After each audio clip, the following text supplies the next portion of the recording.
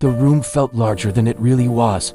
Long wooden benches lined the walls, polished but worn from years of quiet waiting. The ceiling lights hummed softly, filling the space with a pale glow. At the center of the room sat a small figure whose feet did not touch the floor. She sat straight, hands folded in her lap, eyes calm but alert. At just 8 years old, she was the youngest person in the courtroom by far. Most people there did not know what to make of her. Some leaned forward with curious looks. Others whispered, careful not to be heard. A few shook their heads, already sure this was a waste of time. A child in court always drew attention, but this case felt different. It was not about stealing or fighting or breaking rules at school. It was about a moment that lasted only 3 seconds. The girl wore a simple dress and flat shoes. No jewelry, no bright colors, nothing that made her stand out. Yet somehow, every eye kept returning to her. She did not fidget. She did not cry. She did not cling to the adult sitting beside her. She looked ahead, watching the judge's chair as if she understood exactly where she was. The adult next to her looked far more nervous. Shoulders tight, hands clasped, breathing shallow. Every sound in the room seemed to make that adult jump. Papers were stacked neatly on the table, but the edges trembled slightly when touched. It was clear who felt the weight of the room more. Across the aisle, lawyers arranged their notes.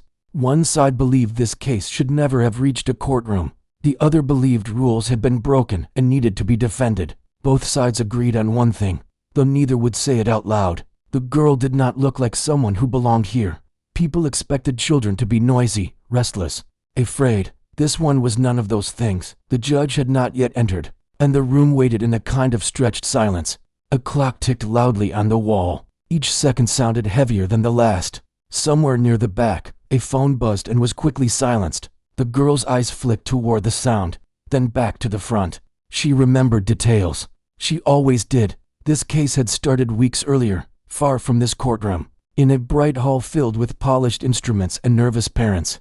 It was supposed to be a celebration of young talent, a piano competition that promised fairness, opportunity, and discovery. For many children, it was the biggest moment of their short lives. For her, it was just another piano. She had practiced for years, long before she could read long sentences or tie her shoes without help. The piano had never been a toy to her. It was a puzzle, a language, a place where sound and thought met. While other children counted notes, she counted patterns. While others memorized, she understood. But none of that mattered in the competition hall. All that mattered was what the judges heard in those first 3 seconds. When her turn came, she walked to the piano without fear. Her feet barely reached the pedals. The bench felt too big, the keys too wide. Still, she placed her hands exactly where they needed to be. She did not look at the judges. She did not look at the audience. She looked at the piano, as if greeting an old friend. Then she played. 3 seconds later, a hand went up. Stop. The sound was cut short, hanging in the air unfinished. Confusion moved across her face, but only for a moment. One of the judges leaned forward, lips tight, eyes sharp. Words followed quickly. Incorrect, wrong opening, misunderstanding of the piece. Some people laughed quietly. Others sighed. The girl stepped away from the piano without a word. She did not argue. She did not explain. She simply walked back to her seat, calm as ever, and waited. That moment, recorded on video by someone in the crowd, spread faster than anyone expected. Online comments were harsh. People questioned how such a young child could waste a spot meant for real talent. Some blamed the parents. Others blamed the system. Very few asked why she played the way she did. And that was how the courtroom came to be full. Weeks later, the judge entered, and everyone stood. The sound of chairs scraping against the floor echoed through the room. The girl stood too, copying the adults around her. She watched carefully, learning even now. Once everyone sat, the judge looked down at the case file, then up at the child. The look was not unkind, but it carried doubt. Years of experience told the judge that children rarely understood the consequences of big moments, that adults usually spoke for them. The judge cleared their throat. The case was called. The issue was simple on paper. The competition organizers claimed the girl failed to follow performance rules. The video, they said, proved it. The defense argued the performance had been misunderstood and that stopping her after 3 seconds caused harm to her reputation. What no paper could explain was why an 8-year-old sat so calmly while adults argued around her. As opening statements began, the girl listened, not just to the words, but to the spaces between them. She noticed how one lawyer spoke fast, almost tripping over sentences, how the other paused often, choosing words carefully. She noticed when the judge leaned back, when a pen stopped moving. These small things mattered. Somewhere in the crowd, a few spectators grew restless. Courtrooms were not exciting places, especially when the center of the case could not even reach the witness stand on her own. A man near the aisle whispered that this was ridiculous. A woman nearby shook her head, not sure who she agreed with. The girl heard none of it. Her mind drifted, not away, but inward, back to the piano, back to the choice she made that day. She remembered the weight of the keys, the way the sound formed when pressed just right. She remembered deciding, long before the competition, how she would begin the piece. It was not a mistake. It was a test. The court did not know that yet. As part one of the hearing moved forward, it became clear that most people had already made up their minds. Children followed instructions. Judges knew best. Rules were rules. The idea that an 8-year-old might see something professionals missed felt impossible to many in the room. Still, the girl waited. She waited the same way she always did before playing, quiet, focused, certain. The judge announced a short recess. People stood, stretched, and talked. The tension loosened just a little. The adult beside the girl leaned closer, whispering reassurance. The girl nodded once, eyes still calm. Across the room, the piano sat covered and silent. It had been brought in as evidence, though no one planned to use it yet. To most people, it was just an object. To her, it was the truth. As the room slowly filled again and people returned to their seats, the girl swung her legs gently, heels brushing air. She looked at the piano once more, then back to the judge's chair. She did not know how long the day would be. She did not know how many words would be spoken about her before she was allowed to speak for herself. But she knew one thing with perfect clarity: soon, they would have to listen. When the break ended, the courtroom felt different. People had moved, whispered, stretched their legs, but the air was heavier now. Curiosity had settled in. Some still doubted the case belonged here, yet few were willing to ignore it anymore. The girl returned to her seat without being told.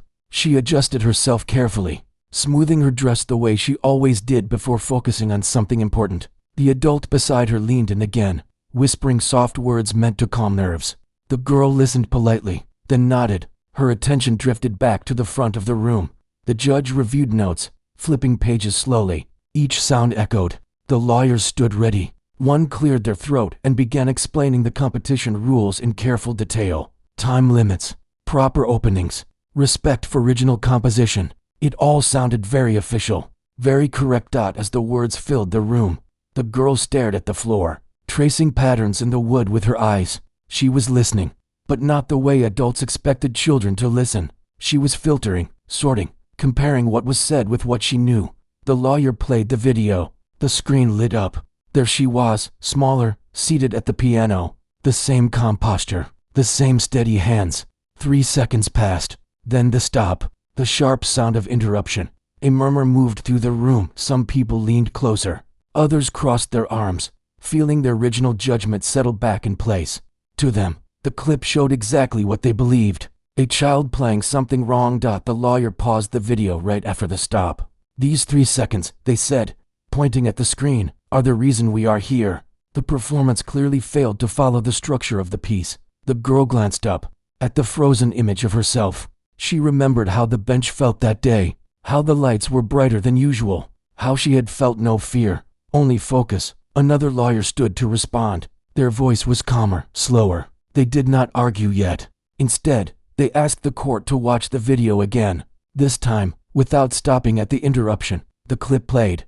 The sound cut off early, but the lawyer described what was meant to come next. A transition, a pause, a return to theme. The lawyer explained that the piece had been studied by experts for years, and that its opening could be approached in more than one way. Some eyebrows lifted. The competition representatives shifted in their seats. One shook their head quietly. This was not how auditions worked. There was one right way. The judge raised a hand for silence. Then came the first witness, a music teacher with decades of experience. The teacher spoke about tradition, discipline, and respect for written notes. According to them, creativity came after mastery, not before, especially not from a child. The girl listened. She respected teachers. She had learned much from them, but she also knew that rules were made by people, and people sometimes missed things. Next came another witness, This one spoke differently, softer, thoughtfully. They talked about interpretation, about how some composers expected performers to challenge expectations, about how genius was often mistaken for error when it arrived too early. The courtroom shifted again. The judge asked questions, short ones, careful ones. Each answer added another layer to the story. Still, the girl had not spoken. At one point, the judge looked directly at her. "Do you understand why you are here?" the judge asked. The room went still. The girl nodded once. "Yes," she said quietly. Her voice was small, but clear. "Do you want to explain what happened?" She paused, not because she was afraid, but because she chose her words carefully. "I was stopped," she said. "Before I finished, a few people smiled at the simplicity of the answer." "And why did you play it that way?" the judge asked. The girl looked at the piano across the room. "Because the beginning already says everything," she replied. The room fell silent again. Some did not understand. Others felt something shift inside them, even if they could not explain it. The judge nodded slowly and told her she could sit. The girl did, folding her hands again. The lawyers continued. They spoke of harm done, of online comments, of a child labeled careless or unprepared. They showed messages and headlines that spread after the video went viral. Words like failure, waste, embarrassment. The adult beside the girl clenched their jaw. The girl did not look away. She had seen those words before. They had hurt, but they had not changed her understanding of what she did. As the hours passed, attention in the room grew sharper. Even those who came only out of curiosity now listened closely. The case was no longer about rules alone. It was about whether people were willing to admit they might have judged too quickly. The judge called for another break. This time, people stayed seated, talking quietly where they were. The piano remained untouched. The girl closed her eyes for a moment. In her mind, she played the piece again. Not the 3 seconds. All of it, from beginning to end. Every note where it belonged. She did not know what the court would decide, but she knew the truth had not finished speaking yet. When the session resumed, the judge announced that the court would allow one more step before continuing arguments. A demonstration. A ripple moved through the room. The judge made it clear. Not yet, not today, but soon. The court would need to hear more than words. The girl opened her eyes. For the first time that day, a small smile appeared, because finally, they were getting closer to listening. The next day began slowly, as if the building itself needed time to wake up. The courtroom filled one person at a time. Shoes tapped softly on the floor. Papers rustled. Chairs shifted. The same piano waited at the side of the room, uncovered now, its surface reflecting the lights above. It looked patient, like it had been waiting its whole life for this moment. The girl arrived early. She always did. She sat quietly, feet swinging just a little, eyes moving around the room. She noticed new faces, people who were not there before. Some carried notebooks. Others held phones but kept them low. Word had spread. Something unusual was happening here. The adult beside her asked if she was nervous. The girl thought for a moment. "No," she said. "Just ready." That answer stayed with the adult longer than expected. When the judge entered, the room stood again. This time, the silence felt focused, less restless. Everyone knew today would be different. The judge spoke first. They explained that the court had listened to many opinions, rules, and traditions. Now it was time to understand intent. Not just what happened, but why. The first expert was called. This person did not speak loudly. They did not try to impress. They spoke like someone explaining something precious. They described the piano piece at the center of the case, where it came from, why it was written, how the opening was often misunderstood. They explained that the first few notes were meant to challenge the performer, to invite a decision, follow the obvious path, or reveal the hidden structure underneath. Some people leaned forward. The expert explained that most performers chose safety. They played it slow, predictable, clean. Judges like that. It was easy to recognize. But sometimes, the expert said, a performer sees the whole picture at once. The girl looked up. The expert continued. They described how compressing the opening could show deep understanding, not ignorance. How it could signal confidence, not carelessness. The competition representatives shifted again. This was not part of their handbook. The next witness brought charts and written analysis. Notes on paper. Patterns highlighted. They showed how the girl's 3 seconds contained the full structure of the opening phrase. Nothing missing. Nothing random. The room grew quiet as people followed along. The judge asked, "Are you saying this was intentional?" "Yes," the witness replied. "Very much so." A pause followed. Then the judge turned to the girl. Did you know they would stop you? The girl shook her head. I knew they might, she said, but I thought they would listen. There was no anger in her voice, just honesty. The judge nodded slowly. Another expert was called. This one spoke about how young minds sometimes see patterns faster than trained adults. Not because they are better, but because they are not yet locked into habits. Children are often taught to copy, the expert said. But sometimes, one understands before learning how to explain. The girl's hands tightened in her lap. She felt seen. The opposing side asked questions, sharp ones. They pointed out rules again, time limits, expectations, fairness to other children. The expert answered calmly. Fairness also includes listening. That sentence settled deep in the room. The judge called a short pause. People whispered, but not with boredom, with excitement. The case was changing shape.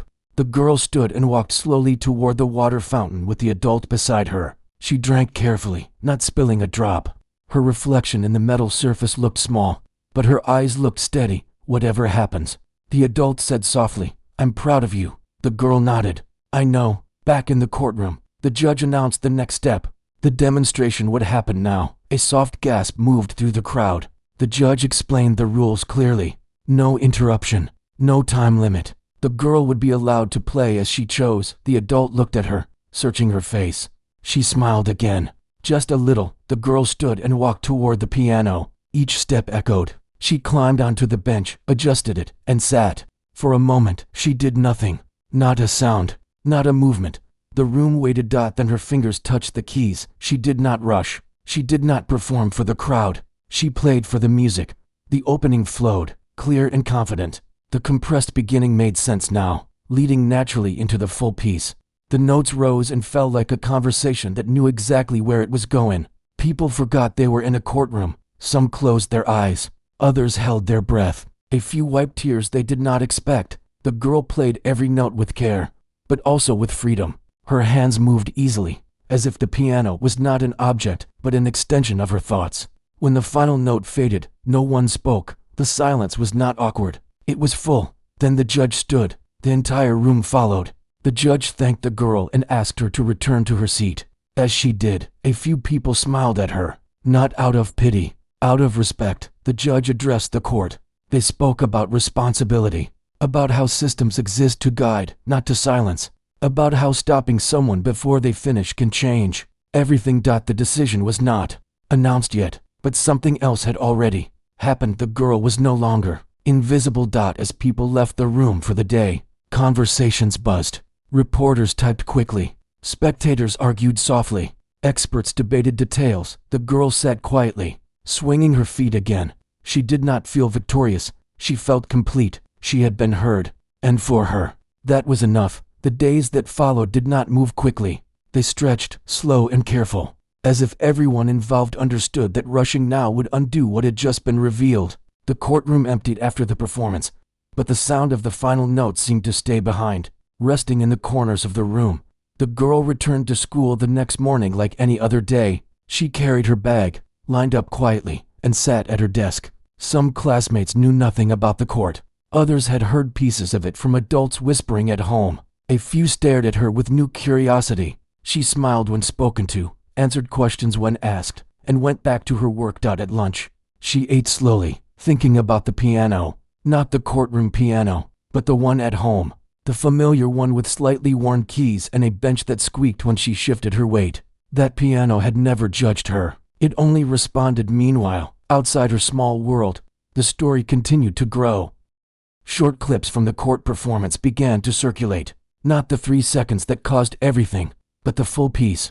People watched with surprise. Some felt embarrassed for their earlier comments. Others argued that rules still mattered more than interpretation. The debate spread, but it was quieter now, more thoughtful. In the competition offices, meetings were called. Long tables, closed doors, voices lowered. The organizers replayed the original audition again and again. This time, they listened differently. Some admitted they had reacted too fast. Others struggled to let go of years of habit. Back in the courtroom, preparations were underway for the final hearing. The judge reviewed notes late into the evening. Every word spoken so far was weighed, not just the facts, but the tone, the intent, the impact. The judge thought about the moment the girl had said, I thought they would listen.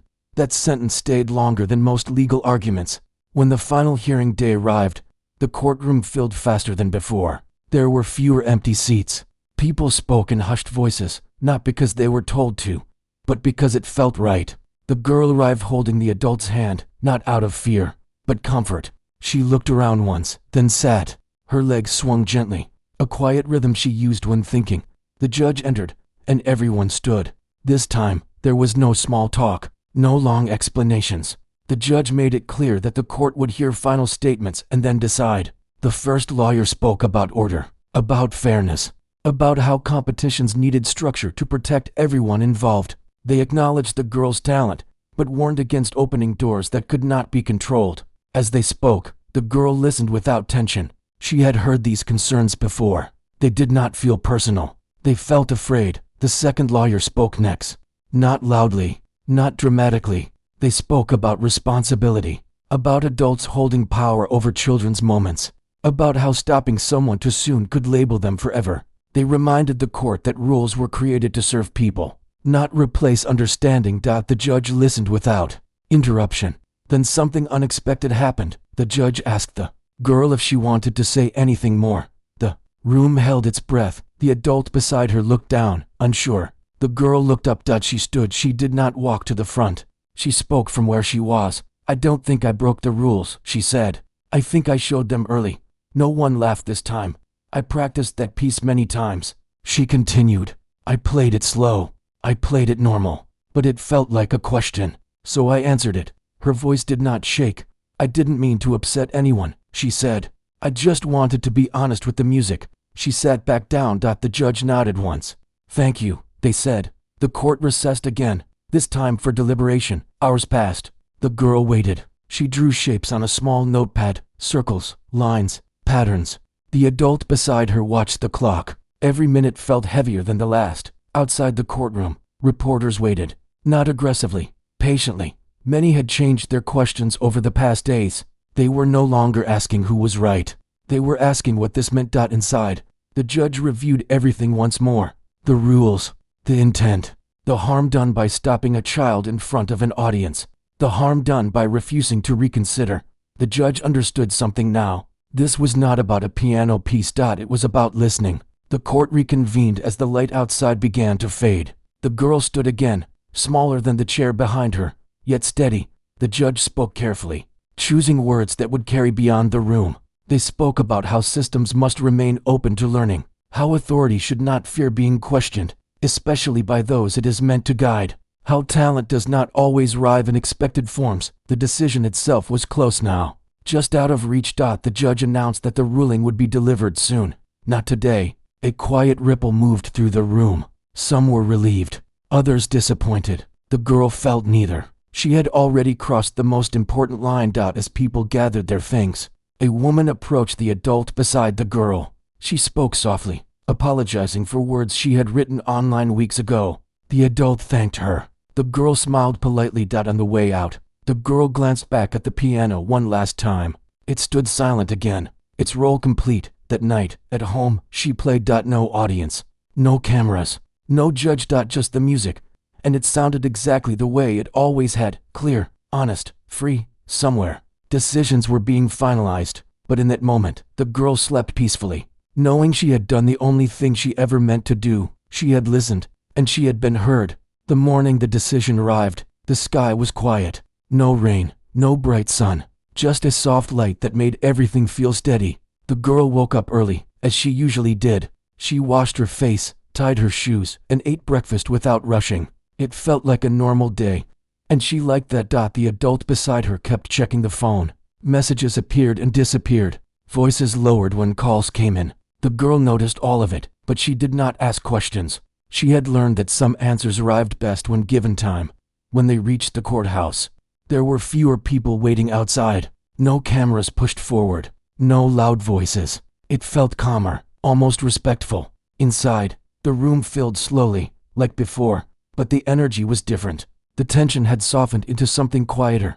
The girl sat in her usual place, feet swinging, hands folded, eyes forward. The judge entered. Everyone stood. This time, the judge did not delay. No long review. No careful warm-up, just a steady voice that carried clearly across the room. The judge spoke about the case in simple terms, about how the competition had acted according to its rules, but had failed to consider understanding, about how stopping the performance after 3 seconds caused unnecessary harm to a child's reputation. The girl listened closely. The judge explained that the court recognized the performance as intentional, thoughtful, and valid, that the interruption was premature, that the public labeling of failure was unfair. The ruling was clear. The girl's record would be corrected. The competition would issue a public statement acknowledging the misunderstanding. The video of the 3 seconds could no longer be used without context. A quiet breath moved through the room. The adult beside the girl closed their eyes for just a moment. The judge then said something else. They spoke directly to the girl. They thanked her for her patience, for her honesty, for reminding adults that listening mattered. The girl nodded once. No cheers followed, no dramatic reaction, just a deep sense of rightness settling in. After the hearing ended, people approached more slowly than before. Some offered apologies, others offered encouragement. A few simply smiled and nodded, unsure what to say.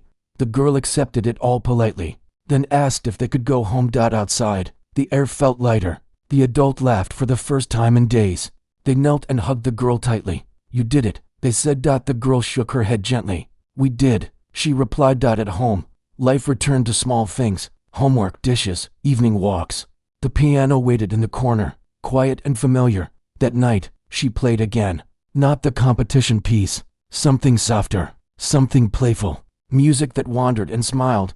Messages continued to appear online. Many people changed their words. Some admitted they had judged too quickly. Others shared stories of times they were not heard. Teachers discussed the case in staff rooms. Parents talked about it at dinner tables.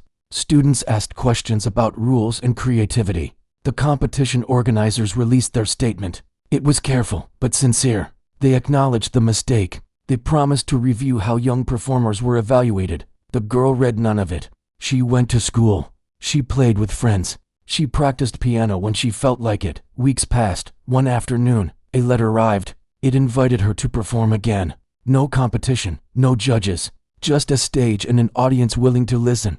The adult asked what she wanted to do. The girl thought for a long moment. Yes, she said, but only if I can finish. The night of the performance, the hall was full, but not loud. The lights dimmed. The piano waited at the center. The girl walked onto the stage alone. No announcement, no explanation. She sat. She played. This time, no one stopped her. The opening flowed just as before. The compressed beginning spoke clearly, confidently. The rest of the piece followed, rich and full. People listened. When the final note faded, the silence returned. Then applause rose, slow at first, then strong. The girl stood and bowed slightly, not for praise, but thanks. Later that night, as she lay in bed, the adult asked if she felt happy. The girl smiled. I always was, she said. I just wanted them to hear.